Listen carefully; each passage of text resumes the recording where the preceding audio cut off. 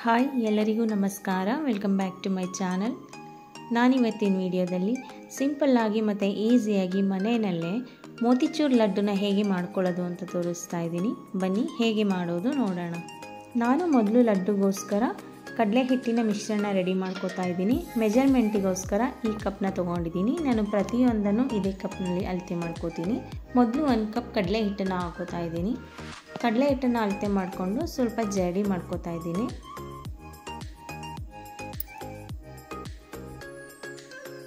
ಜಡಿ ಮಾಡ್ಕೊಂಡಿದ್ದಾದ ನಂತರ ಒಂದ್ಸಲ ನೀಟಾಗಿ ಹಿಟ್ಟನ್ನು ಮಿಕ್ಸ್ ಮಾಡಿಕೊಂಡು ಅದಕ್ಕೆ ಸ್ವಲ್ಪನೇ ನೀರು ಹಾಕ್ಕೊಂಡು ಮಿಕ್ಸ್ ಮಾಡ್ಕೋತಾ ಇದ್ದೀನಿ. ನೀವಿಲ್ಲಿ ನೋಡ್ಬೋದು, ನಾನು ಕಡಲೆ ಹಿಟ್ಟನ್ನು ಯಾವ ಬೌಲ್ನಲ್ಲಿ ತೊಗೊಂಡಿದ್ದೆ ಅದೇ ಬೌಲ್ನಲ್ಲಿ 1 ಕಪ್ಪಷ್ಟು ನೀರನ್ನು ತೊಗೊಂಡು ಸ್ವಲ್ಪನೇ ಹಾಕ್ಕೊಂಡು ಮಿಕ್ಸ್ ಮಾಡ್ಕೋತಾ ಇದ್ದೀನಿ. ನೀಟಾಗಿ ಸ್ವಲ್ಪನೂ ಗಂಟುಗಳಿಲ್ದಾಗೆ ಮಿಕ್ಸ್ ಮಾಡ್ಕೋಬೇಕು. ಈ ರೀತಿ ಮಿಕ್ಸಿಂಗ್ ಸ್ಪ್ಯಾಚುಲಾ ಇತ್ತು ಅಂತ ಅಂದರೆ ಅದರಲ್ಲೇ ಮಿಕ್ಸ್ ಮಾಡ್ಕೊಳ್ಳಿ, ಏಕೆಂದರೆ ಸ್ವಲ್ಪನೂ ಗಂಟಿಲ್ದಂಗೆ ನೀಟಾಗಿ ಮಿಕ್ಸ್ ಮಾಡ್ಕೋಬೋದು. ನಾವು ಮೊದಲು ಗಟ್ಟಿಯಾಗಿ ಮಿಕ್ಸ್ ಮಾಡ್ಕೋಬೇಕು. ಜಾಸ್ತಿ ನೀರನ್ನು ಮುಂಚೆನೇ ಹಾಕೊಂಡ್ಬಿಟ್ರೆ ಅದು ಗಂಟುಗಳಾಗೋ ಚಾನ್ಸಸ್ ಇರುತ್ತೆ. ಆದ್ದರಿಂದ ಸ್ವಲ್ಪ ನೀರನ್ನು ಹಾಕ್ಕೊಂಡು ಮಿಕ್ಸ್ ಮಾಡ್ಕೋಬೇಕು. ಇವಾಗ ಬ್ಯಾಟರ್ ರೆಡಿಯಾಗಿದೆ ನೋಡ್ಬೋದು. ನಾನಿಲ್ಲಿ ಸ್ವಲ್ಪನೇ ನೀರನ್ನು ಹಾಕ್ಕೊಂಡು ಮಿಕ್ಸ್ ಮಾಡ್ಕೊತಾ ಬಂದೆ. ಮತ್ತು ಈ ಕಪ್ನಲ್ಲಿ 1 ಕಪ್ ಅಷ್ಟು ತೊಗೊಂಡಿದ್ದೆ ನೀರು. ಇನ್ನೂ ಇಷ್ಟು ನೀರು ಮಿಕ್ಕಿದೆ, ಅಂದರೆ 3/4 ಕಪ್ಗಿಂತ ಒಂದು ಸ್ವಲ್ಪ ಜಾಸ್ತಿ ನೀರನ್ನ ಇಡಿಸ್ಕೊಂಡಿದೆ.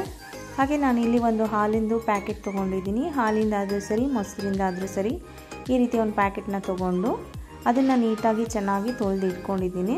ಅದಕ್ಕೆ ಬ್ಯಾಟರ್ನ ಹಾಕ್ಕೋತಾ ಇದ್ದೀನಿ. ನಾನು ಇದನ್ನು 2 ಸಲ ಹಾಕ್ಕೋತೀನಿ. ಒಂದು ಸಲ ಹಾಕ್ಕೊಂಡಿದ ನಂತರ ಮೇಲ್ಗಡೆ ಕವರ್ನ ಈ ರೀತಿ ಸುತ್ತಬಿಟ್ಟು ಕ್ಲೋಸ್ ಮಾಡ್ಕೋಬೇಕು. ಮತ್ತು ಇದಕ್ಕೆ ಕೆಳಗಡೆ ಸ್ವಲ್ಪ ಹೋಲ್ನ ಮಾಡ್ಕೋಬೇಕು. ತುಂಬ ಸಣ್ಣದಾಗಿ ಮಾಡಿಕೊಂಡ್ರೆ ಈ ರೀತಿ ಡ್ರಾಪ್ ರೀತಿ ಬಿದ್ದರೆ ಅದು ಬೂಂದಿ ಶೇಪ್ನಲ್ಲೇ ಸಿಗುತ್ತೆ. ಆದರೆ ನಾನಿಲ್ಲಿ ಸ್ವಲ್ಪ ಜಾಸ್ತಿನೇ ಮಾಡ್ಕೊಂಡಿದ್ದೀನಿ, ಏಕೆಂದರೆ ನಾನು ಸ್ವಲ್ಪ ಮಿಕ್ಸಿನಲ್ಲಿ ಹಾಕಿ ಪೌಡರ್ ಮಾಡ್ಕೋತೀನಿ.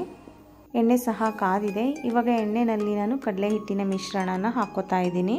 ಈ ರೀತಿ ನಿಧಾನಕ್ಕೆ ಹಾಕಿದ್ರೆ ಬೂಂದಿ ಶೇಪ್ನಲ್ಲೇ ಬರುತ್ತೆ. ಆದರೆ ನಾನಿಲ್ಲಿ ಮಿಕ್ಸಿ ಮಾಡ್ಕೊಳ್ಳೋದ್ರಿಂದ ಸ್ವಲ್ಪ ಜಾಸ್ತಿನೇ ಹಾಕ್ಕೋತಾ ಇದ್ದೀನಿ.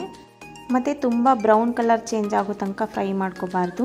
ಹಾಕಿದ ನಂತರ ಬೇಗನೆ ಸ್ವಲ್ಪ ಬೆಂದಿದೆ ಅಂದ ತಕ್ಷಣ ತಗೊಬಿಡಬೇಕು. ತುಂಬ ಕಲರ್ ಆಗೋದಿಕ್ಕೆ ಬಿಟ್ಟರೆ ಅದು ಖಾರ ಬೂಂದಿ ಥರ ಕ್ರಿಸ್ಪಿ ಆಗಿಬಿಡುತ್ತೆ. ಆ ರೀತಿ ಆಗಬಾರ್ದು. ಸ್ವಲ್ಪ ಮೆತ್ತಗಿದ್ದಂಗೆ ತೊಗೊಳ್ಬೇಕು.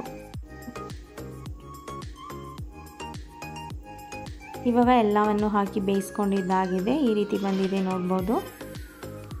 ನಾನು ಇದನ್ನು ಮಿಕ್ಸಿನಲ್ಲಿ ಒಂದ್ಸಲ ಪುಡಿ ಮಾಡ್ಕೋತಾ ಇದ್ದೀನಿ. ಪುಡಿ ಅಂದರೆ ತುಂಬ ನೈಸಾಗಬಾರ್ದು, ಸ್ವಲ್ಪ ತರಿಯಾಗಿಯೇ ಮಾಡಿಕೊಂಡ್ರೆ ಸಾಕಾಗುತ್ತೆ.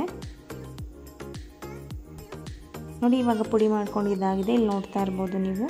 ನಾನು ತುಂಬ ನೈಸಾಗಿ ಮಾಡಿಲ್ಲ, ಹರಳಾಗೆ ಇದೆ ಇದು ಸ್ವಲ್ಪ.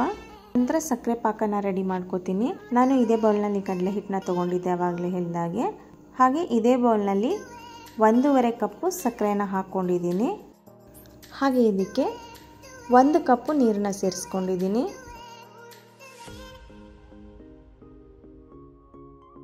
ಒಂದು 1/4 ಟೀ ಸ್ಪೂನು ಆರೆಂಜ್ ಫುಡ್ ಕಲರ್ನ ಹಾಕ್ಕೊಂಡಿದ್ದೀನಿ. ಹಾಗೆ 1 ಸ್ಪೂನ್ ಏಲಕ್ಕಿ ಪೌಡರ್ನ ಹಾಕಿ ಮಿಕ್ಸ್ ಮಾಡ್ಕೋತಾ ಇದ್ದೀನಿ.